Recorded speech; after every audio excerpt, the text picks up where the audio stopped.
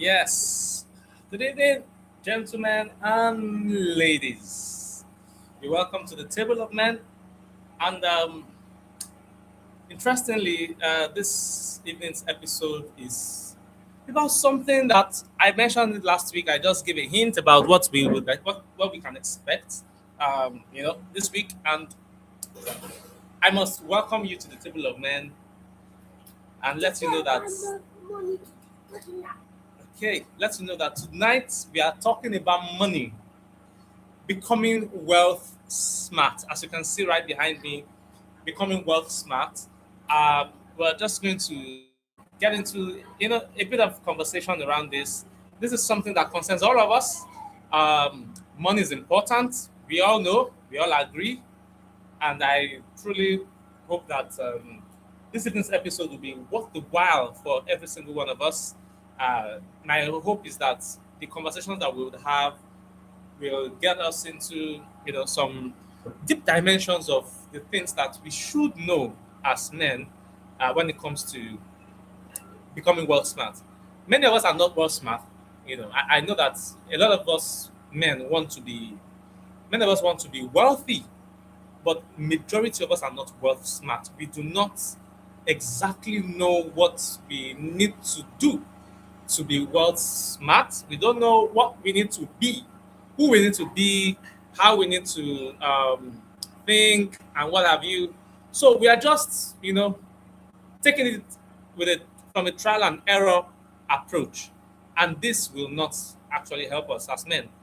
So tonight, as we, get into this conversation, I, invite you to invite all your friends, and perhaps you're, picking up on this recording right after. Please um, do well to share, the links with your friends, family, even your enemies, like every man in your circle. Let's just get this word to everyone. We all must make money this year. Maybe I should have even used that money by, J1. We're making money this year, this year. Yeah, this year. Here it is. Get your glasses. So let's begin this discussion on becoming wealth smart. So, what does it take, or what does it mean to be wealth smart? Let me take it from this angle. When you say somebody is street smart, you are saying that the person understands the streets, knows the language of the streets, is the person is able to speak the language of the streets. Yeah. Hi, Kevin. You're welcome. Yeah. So the person is able to speak the language of the streets. The person can can decipher what it takes to play on the streets. Being street smart is something that a lot of us, take pride in. We get to talk about it a lot. We say so much about it. Oh, street smart and all of that. Book smart, street smart. But let me say that um, becoming wealth smart is one skill that many of us have to learn about. And this is what I mean. A lot of us perhaps understand hustling. Men, we understand hustling. We know how to hustle. We know that we must make ends meet at all costs. We have to do whatever it takes, to get enough to get to. We must do whatever it takes to get enough opportunities to make enough money to meet our financial obligations, and that's good in itself. But I believe that there is a dimension beyond hustling, which is being wealth smart. Have I attained it? Not quite. But I think I may have figured it out. And that's why we are having this conversation. Because, like they say, wealth is a mindset. And being wealthy is a state, is a state that is a conscious state. Howbeit, being smart about it is a completely different ballgame. So yes, some people are able to get into that state, but they do not effectively well, I say live it out, maximize the they don't maximize that state. Yes, that's what I mean to say. So, our conversation tonight around being world smart is how do you make the most of your understanding of wealth, of your consciousness of wealth? Because a lot of us actually and truly, really are more conscious of our inadequacy, our brokenness, our poverty, our insufficiency than our wealth. If you check it, 9 out of 10 times, your stress level has risen because you don't have money, because you are broke. Can you not have money and stay calm and be calm and have no worries, have no money worries, even though you do not have money with you? Can you have bills staring at you in the face and you are calm? Nothing, no, like the world has not shifted an inch. Like you are okay. Nothing is changing. Nothing has changed and nothing is going to change.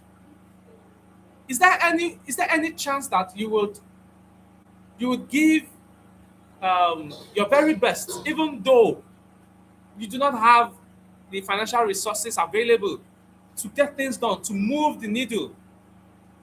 You see, that is the very foundation. And if you have high stress level when you do not have financial resources, or when you are broke, when you are not liquid, it's going to be hard for you to be wealthy. And I do not say this as is, in a judgmental, from a judgmental standpoint. No, because wealth is a state of the mind. That's where it begins. That state of the mind has to be real. Let me ask you: if Dangote was your father and you did not have money with you personally, you don't have money in your account, you don't have cash at all, and Dangote is your dad, and you know that you have stakes in Dangote Industries, would you have money worries at all? Your answer is as good as mine. You will have zero money worries. So, if you will have zero money worries, even though you do not have any money, what is the reason why you are having zero worries about money? It's because of that mental state, that consciousness that Dangote is my father and I have access to the wealth of Dangote. That is all. And that is why wealth is a consciousness, it's a state of the mind. If you do not come into that state, that conscious state, you are literally not going to experience wealth, because that's the foundation. Now, having established that, let's get a bit deeper into the conversation. A lot of us do not have control over money. I must say this one. Many of us do not have control over money. And it's because we have never known that we should have control over money. Yeah. We have never come to realize that we should actually have control over money. My brothers, if you are not controlling money, money is controlling you. If you are not in control of money, I'm trying to write this out, then money is controlling you. And when money is controlling you, your emotions are always on a roller coaster. You see, these realities, does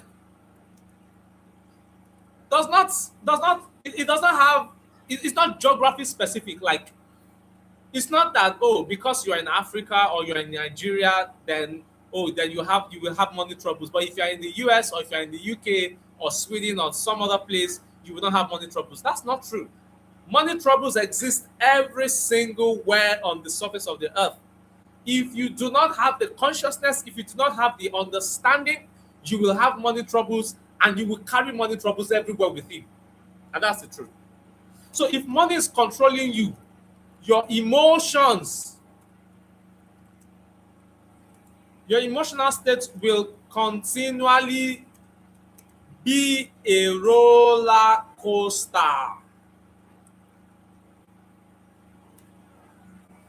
Guys, what I want to say to you first tonight is the fact that before money ever comes to your hand, this is the first thing about being wealth smart.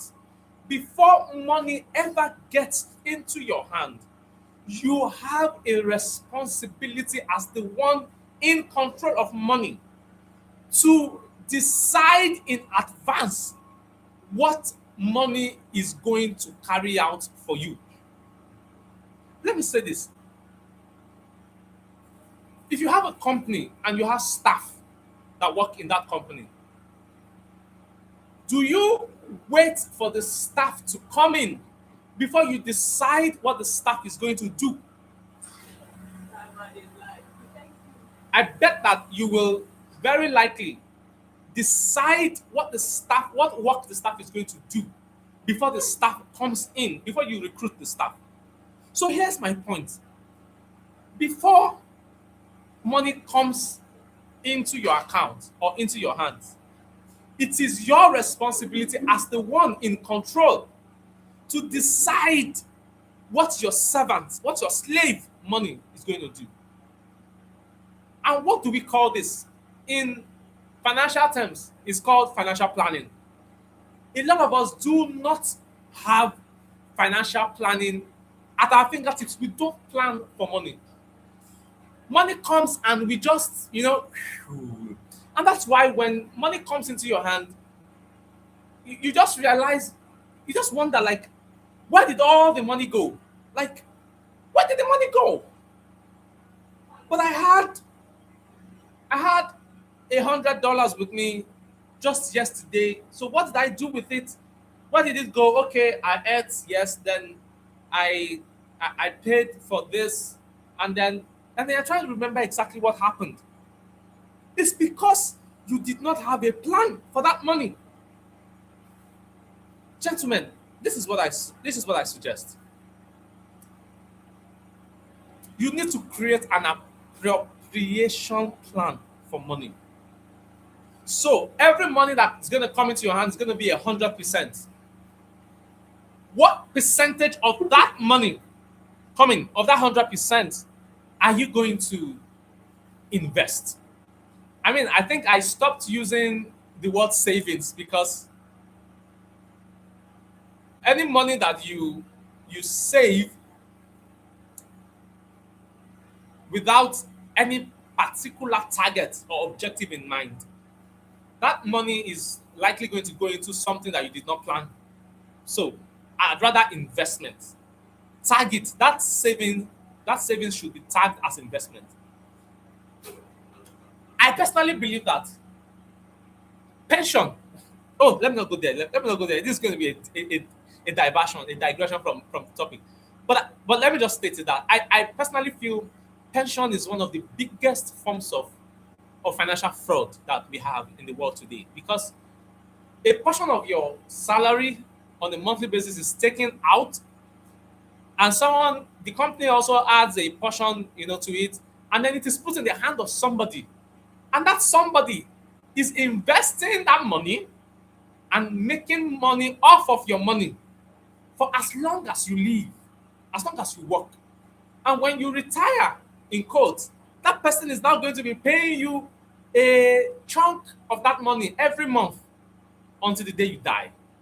Do you know what that means?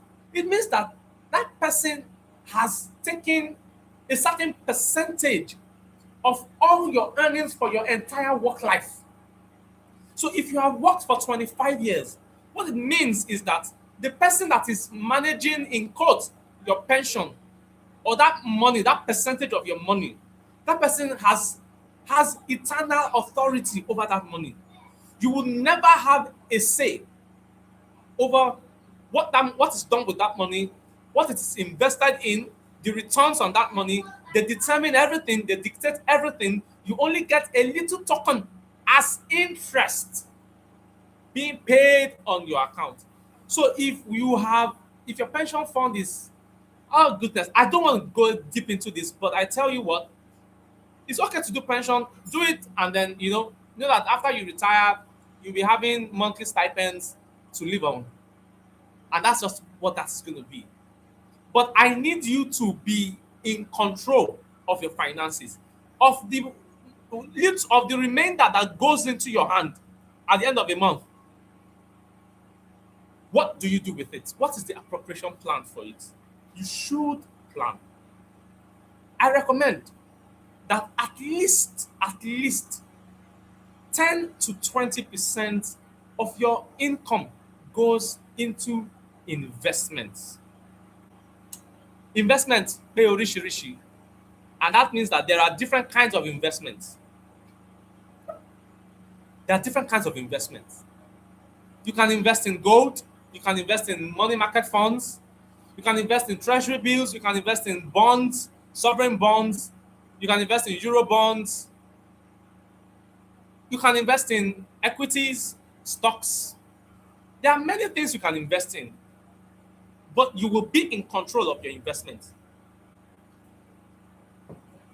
And the returns on that investment will 100% be yours.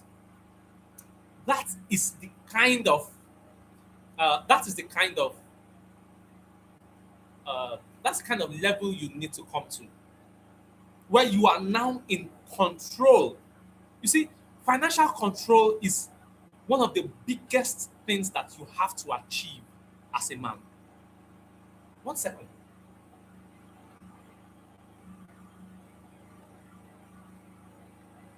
Yeah. So financial control is one of the biggest accomplishments that you're going to have as a man. And you must work at it. You have to work at it. So out of the 100% that you earn every month, can 10 to 20% of it, you decide what percentage. Please be very specific with your percentages. If you want to do 10%, be specific about it and be consistent with it. So 10%. So if you're earning, let me use Naira, right? Because we have a lot of people in Nigeria who follow this the table of men. If you're earning in Naira and you're earning, let's say, 300,000 Naira, you must be specific to say 10% of my 300 Naira, of my 300,000 Naira will go into investments every year. 10% will go into investment every year. So what that means for you is, when you earn 300K every month, that is what comes to you. Out of that 300,000 Naira, 30,000 Naira should go into investments. I'm not going to be recommending investment platforms to you here. That's yours to do. Do your research, right? But be specific about the percentage from your income on a monthly basis that you want to invest. That particular percentage is going to be under your control. Now, I must say to you, it must never be less than what is being taken out of your money for pension. So pension is 8% of your money, right? So you should do a minimum of 10%. And if you can, please double it, 16%. So that's why I say between 10% and 20%. Okay? So if you are putting 10% of your income, if you are earning in dollars, for example, you are earning, say, $5,000, $500 at a minimum, between $500 and $1,000 of your income on a monthly basis should go into investments. That investment, decide what it is. And I'll tell you this as well: spread out your investments. Do not invest in only one class of investment. Spread out. I've given you like 3 or 4 options. Mutual funds, very, very fantastic investments to put money into. That's money market fund. Put your money in money market funds and watch it grow. Keep your eyes on the rates. Ensure that you are checking on it every week, at least once a week, so that if the rates are coming way too low, You want to move it out from there and put it to um, another fund, right? So you can invest in money market funds. Yeah. You can also invest in equities. You need a deep understanding of equities of the stock market to do this correctly, right? So I would not recommend that you invest in something that's going to something that you do not understand. So you need to study it. You need to you you are use your YouTube versity, like watch videos on stocks on how to predict stock performance, how to carry out your analysis, about the stock. Do your due diligence, and then once you are done with that due diligence, you can now decide on particular investment or particular equities that you want to invest in, right? So have a plan for that investment. You could take it from the angle of saying, okay, the first 3 months, the first 3 months I'm going to be heavily invested in money market funds. And then maybe the next 3 months after that. So while you are investing in money market funds, which is very easier to do, like you are using, conservative funds. So you are investing in conservative funds for 3 months. While you are on that path for 3 months, begin to study about equities. Study about equities, get to understand equities, right? And then when you understand equities, by the next 3 months after that, you can now start investing in equities. But if you think you still need some more time, please consider investing in gold. Invest in gold. Invest in gold. And then, for the next 3 months, that gives you 6 months to study stock markets, to understand equities. So at the end of 6 months, you should be ready to start investing in equities. And then you can now start investing in equities for another 3 months, right? And then by that point, you would expect that your investment in the money market funds would have yielded so much interest over the last 6 to 9 months. Making sense now? So by that point in time, you should be seeing your interests growing at a high level. And then you are spreading your tentacles, spreading your investments. Guys, this is the goal: financial control. That's the goal: financial control. Don't think earning more money is the goal. That's not the goal. The goal is financial control. And for you to achieve that goal of financial control, you must enslave money. It's not about working more. No. It's not about working harder. It's about making money work for you, making money your slave, having control over money. So financial control is the goal. Financial control. Financial control. Let me address now. Somebody may be asking, what if I have debts? Fantastic. How do I manage my debts? How do I pay my debts and still invest? Beautiful. Now, from that same 100%, you have apportioned 10 to 20% for your investments. Now, apportion another 10% for debt management, so that whoever you own, sit down and work out a plan. If you owe, say, 100,000 naira, and you are setting aside 30,000 naira from your 300K that you earn every month, right? So your investment is, let's say, 10%, that's 30,000, and then your debt financing is another 10%, that's 30,000, that's 60K. You still have 240K to live on. That is still good money. Anything that you want to do in this life, you want to pay your rent, you want to pay for food, you want to transport yourself, should come out of that 300K, that 240K. If that 240K is not going to be enough, then that's a signal that you are under earning. You need to earn more. Or that the money that you are using to service your debt is what you should have been living on. So you want to go back and cut down on your expenses, your monthly expenses.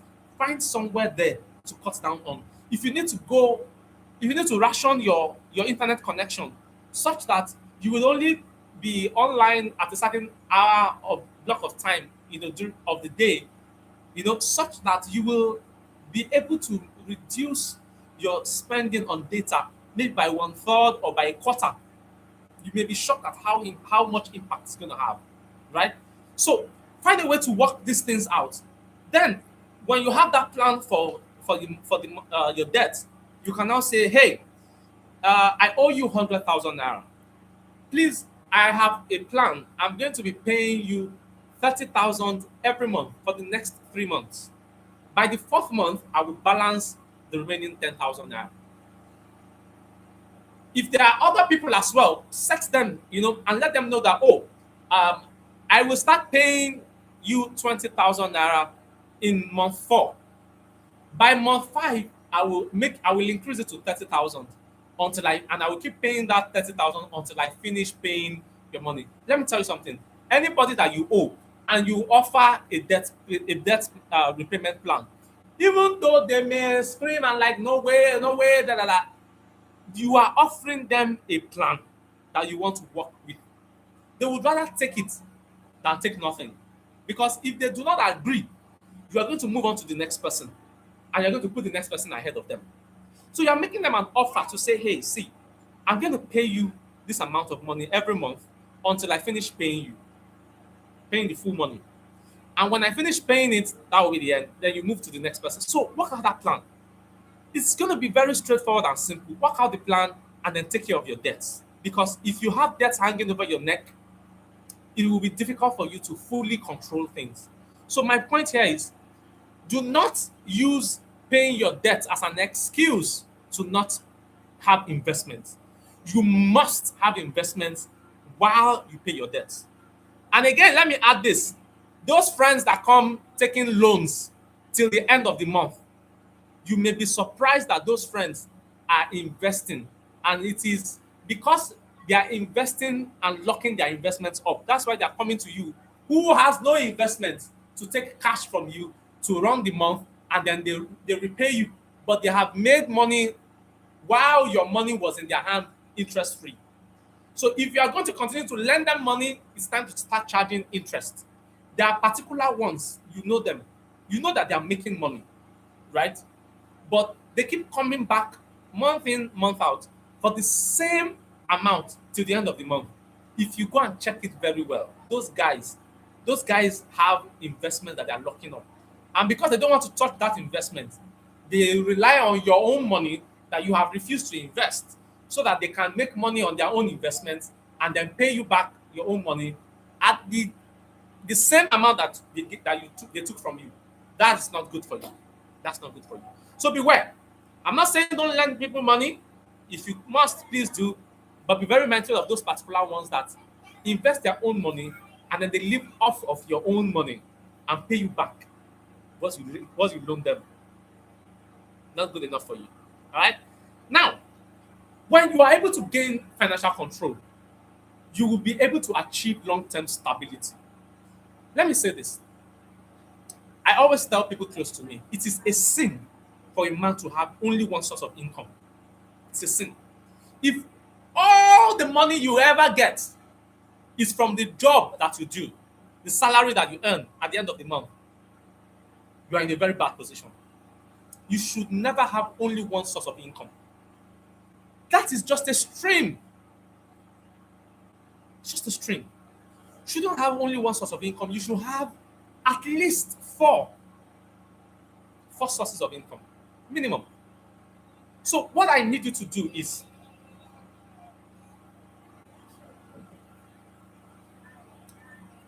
identify the low-hanging fruits. What are the things that you can do that can pay you money easily, without much ado? Check them out and begin to do something about them. I tell you what, you will do well when you have a little coming from here, a little coming from there, a little coming from there, a little coming from there, in addition to your salary, than if you had just your salary. Now, all the money coming from those other channels can actually serve as extras to support emergencies, to increase your investments. That's how you build financial control and long-term stability. So I need you to see what this is all about. Becoming wealth smart is actually having financial control. And the way to have financial control is to invest, to trap the money that comes into your sphere of influence, into your account. Trap that money and keep it trapped. How do you trap it? Investments. And if you have debts, pay off your debts.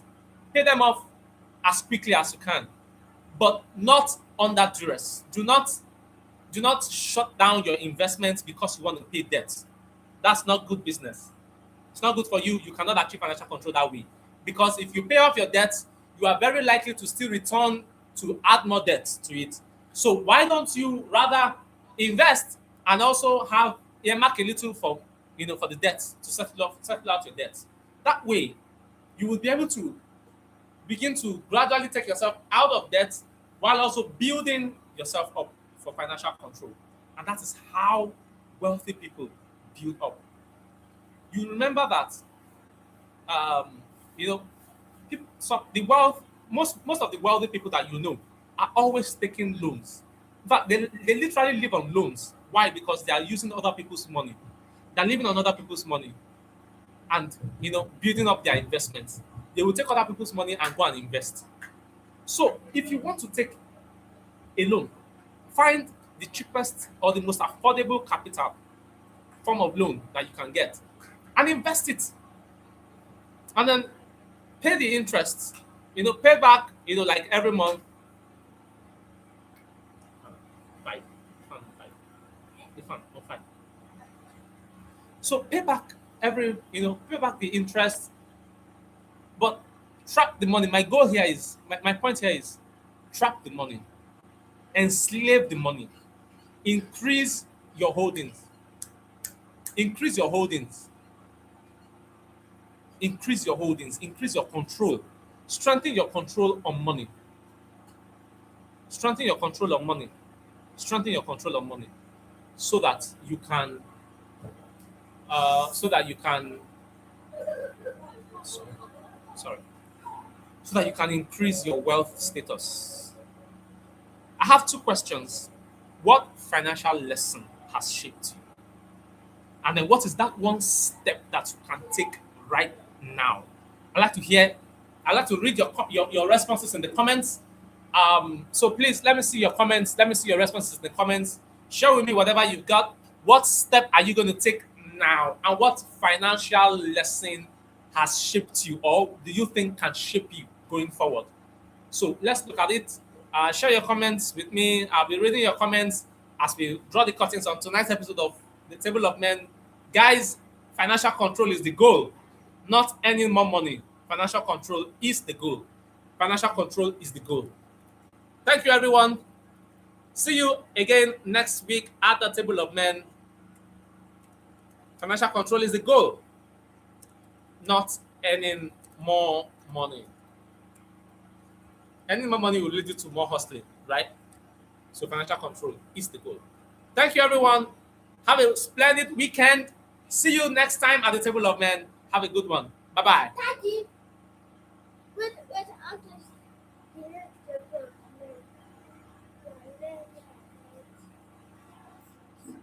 Flutes. Okay. They've given us a topic.